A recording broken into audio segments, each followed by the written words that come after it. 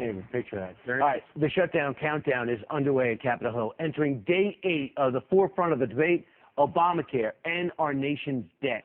So, is it legal to shut down the government over Obamacare? Fox News senior judicial analyst Judge Andrew Napolitano is here with more on that. Good morning, guys. Good morning. How are you? You know, the Republicans, in my view, are really onto something because the Constitution contemplates a two-step process for anything to become law.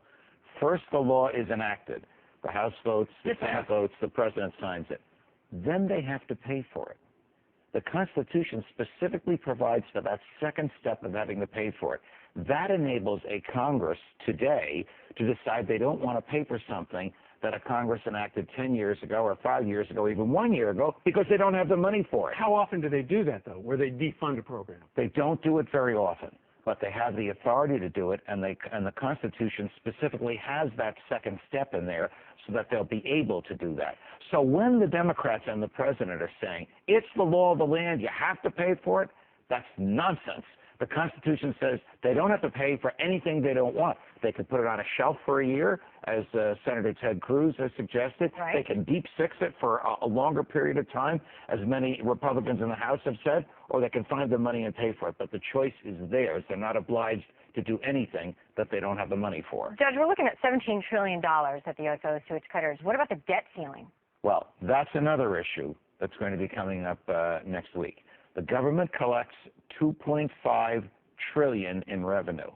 It spends $3.7 trillion. Where does the $1.2 trillion come from? They borrow it. If they don't borrow it, then the president will have to figure out how to run the executive branch of the government on less money than he's accustomed to.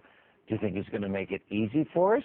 Or do you think he will make the rest of us miserable by shutting down the things we want and need and keeping open the things that we don't want and don't need? But by taking the daily revenue in or the weekly revenue in, he can sustain the government, right, and still pay the debt, the interest on the debt? The interest on the debt is automatically being paid. Transfer payments like Medicare, Medicaid, Social Security is automatically being paid. And the Defense Department is automatically being paid. This debate with the budget and the debate next week with borrowing more money is over discretionary items that we don't really need as a country, not the mainstay staples that everybody relies on. So you're saying the Republicans do have law on their side should they choose to defund. Will the other House and the White House go with it?